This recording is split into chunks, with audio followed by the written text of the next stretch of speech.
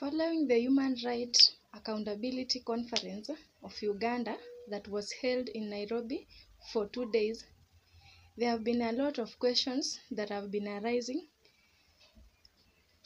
in and after the meeting. Some of these questions are: why is it that the meeting was held specifically in Kenya and not in Uganda or any other country in Eastern Africa as they claim? And what about the countries like Tanzania, the countries like Burundi? Why is it that the conference was held in Nairobi, Kenya? What do you think about that? And they said the reason of holding the conference in Nairobi, Kenya is because of the insecurity and unconducive conditions in Uganda. That is why the conference was held in Nairobi. And to be specific on this, the so-called conference was addressing East African community at large. And my question is East African community made up of Uganda and Kenya only? This is because those who attended the conference were the people of Uganda and the host Kenya, which was attended by Mother Karua, the leader of opposition. Why not any other country like Burundi, Tanzania, who are also named as part and parcel of East African community? These countries were nowhere to be seen during the conference. And another question is, the conference was held in Kenya, but there is no one who was in the government of the day who was present in the meeting. No one but the opposition leader. And another question is, why is it that the conference was attended by the opposition leaders alone? For instance, Dr. Besigye from Uganda, Bobi from Uganda, and Mother Karua from Kenya are all the opposition leaders in specific categories. There is no other people from the government, and this seems that there is something that was intended by this meeting. And other possible reasons that have been arising is, are you all people aware about the existing relationship between the President of Kenya, Honorable William Samoei Ruto, and the President of Uganda, General Yoweri Museveni, for the long term, until when it was exposed in 2020, when Honorable William Ruto helped Yoweri Museveni in his campaigns? This is something that I need you people to understand. And the holding of this conference in Nairobi was not an accident, was not something to be taken in a light notice, but it was strategically planned, and the objective of this conference to be executed and to face the government of the day in Kenya, that is the government of President William Ruto. And maybe the purpose of the conference that was held in Nairobi was to warn Kenyans of the embedding dictatorship in future, just as Uganda has been held in captive of dictatorship since the reign of Amin until now the reign of Museveni. My dear friends, according to the speech of Mother Karua during the conference, there have been several issues that was exposed, and they were the weakness of the government of the day of President William Samoei Ruto in the government.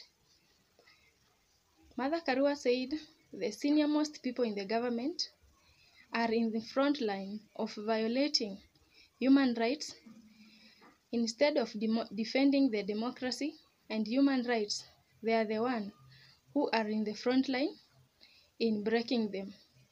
For instance, she points out on the different cases that have been witnessed in Kenya, whereby she claims justice has not been done.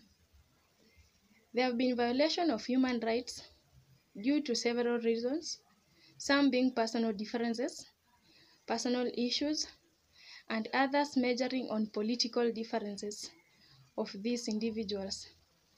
And basing on the case of ICC case that had been filed against President William Ruto few years ago, it has been evident that all the witnesses of the ICC case have been eliminated and they have been nowhere to be seen.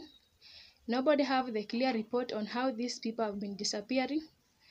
And this is simply done to eliminate any possible evidence for this case.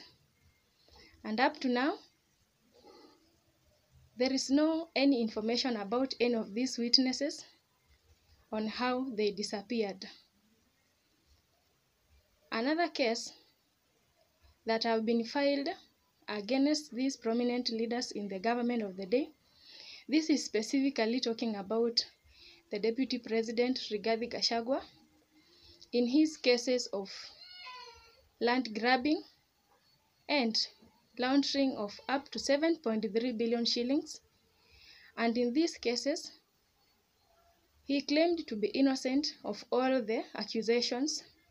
And something that is very painful about this case is that the director of the public prosecution, Haji, has went ahead and he dropped all the charges against the Deputy President, Rigathi Gachagua.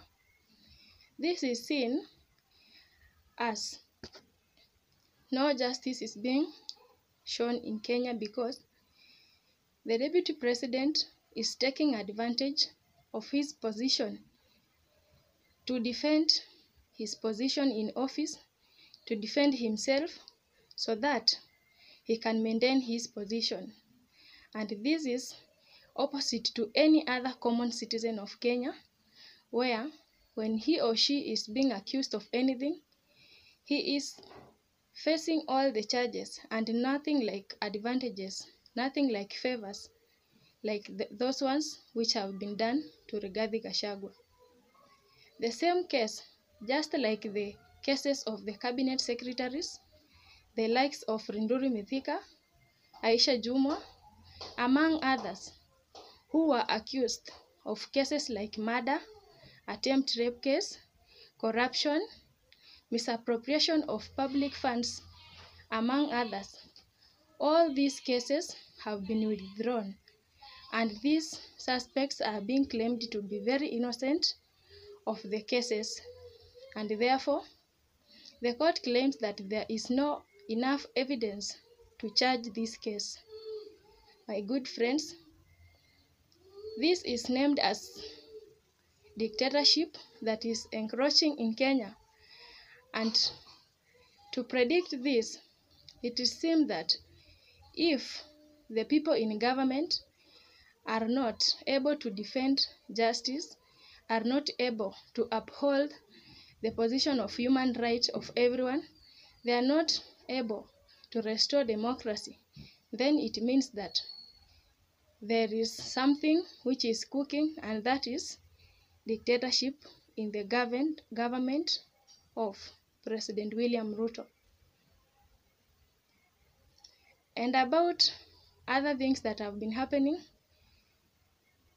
Mother Karua added the murder of an electoral officer in the year 2017, and this was total injustice which was done against this person. And therefore, to support on what I've been saying, kindly watch and observe keenly on the following video and listen, and let me find also your opinions, your views about the same in my comment section. But if you remember our 2017 elections, an electoral officer was murdered. Murder was foul. We have had people killed, witnesses, ICC witnesses. It doesn't matter at what time human rights are violated, whether because of personal issues, elections, or any other issue. They all happen because a person feels threatened by the person they attack, or you want people to fear. Because what has happened to the brothers and sisters who talked here today is supposed to be a warning to others that this can happen to you. If a majority of us stand firm, we will help ourselves by creating safe space where we can agitate for our rights. So today, I'm talking not to the converted, because people in this room are already converted. They are already human rights defenders. I want to talk to citizens of East Africa, of Uganda, of Kenya, of Tanzania, of Rwanda, Burundi, of every East African country.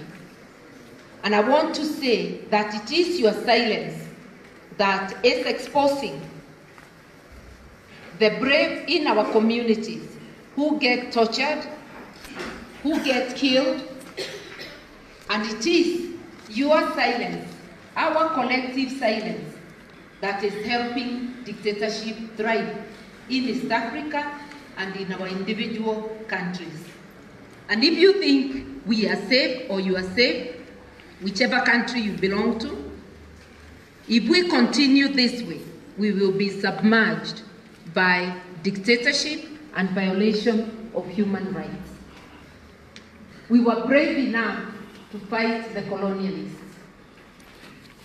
We must be brave enough to fight our fellow black oppressors.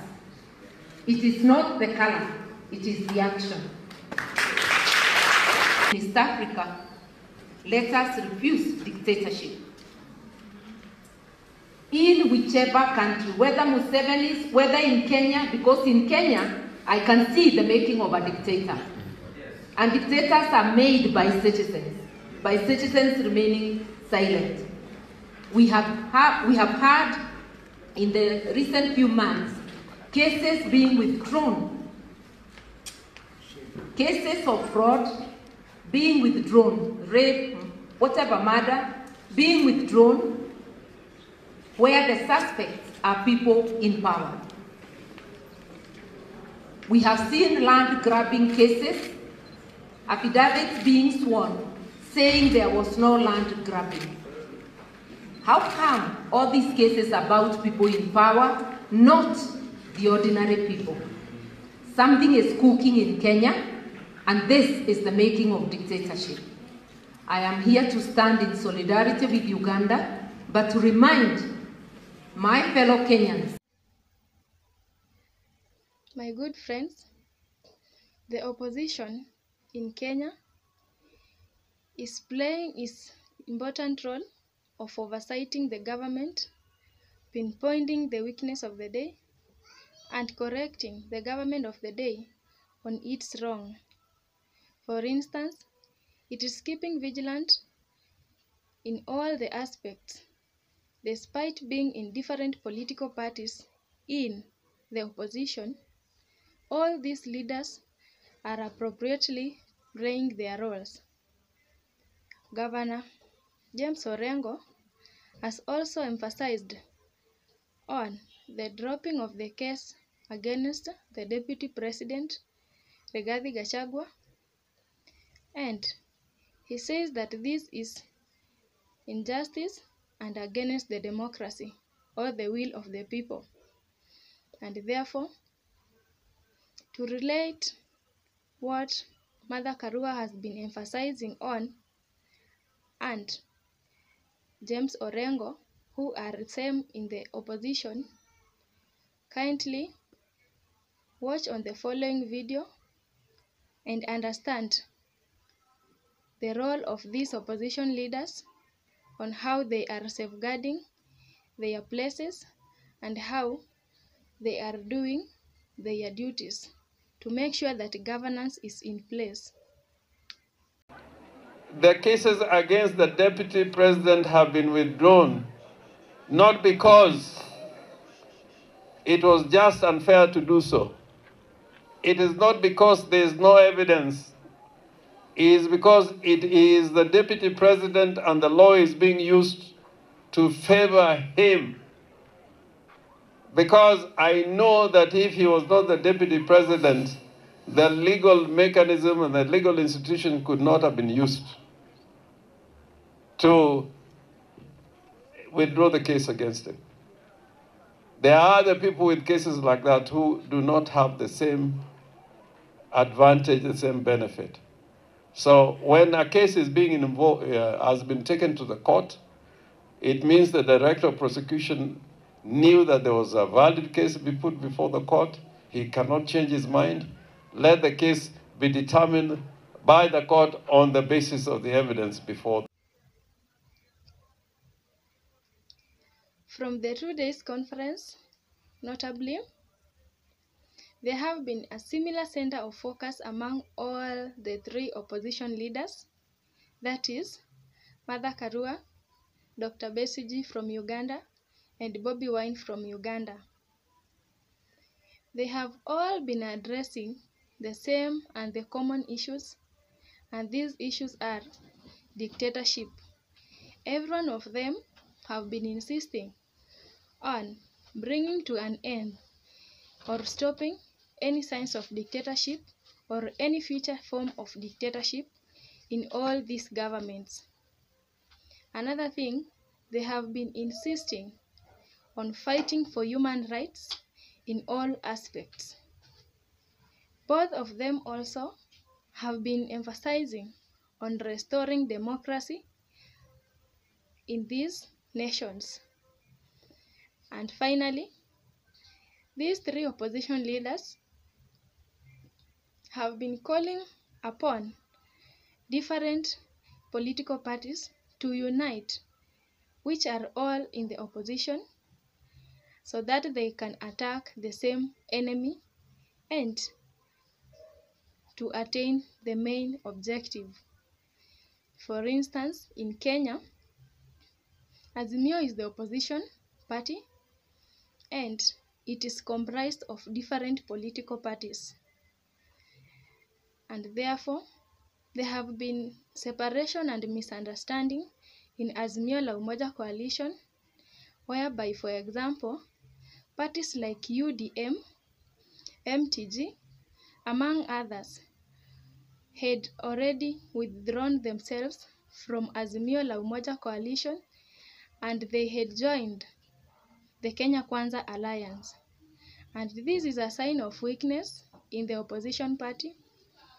And recently, there have been misunderstanding between Azimio la Umoja and the Jubilee Party, to be specific, whereby they are also intending to join the Kenya Kwanza alliance. And this is a sign of weakness. And to insist on this, all the three opposition leaders were calling upon these different political parties in the opposition to unite so that they can perform their work and beat the same enemy so that they can achieve their aims of fighting dictatorship, restoring democracy, fighting for human rights, among others. And therefore, for more information, in order for you to know how these things are happening, continue following me, subscribing to my channel, continue sharing these videos, and let me find your views, your opinions in the comment section, and more information. Thank you for watching.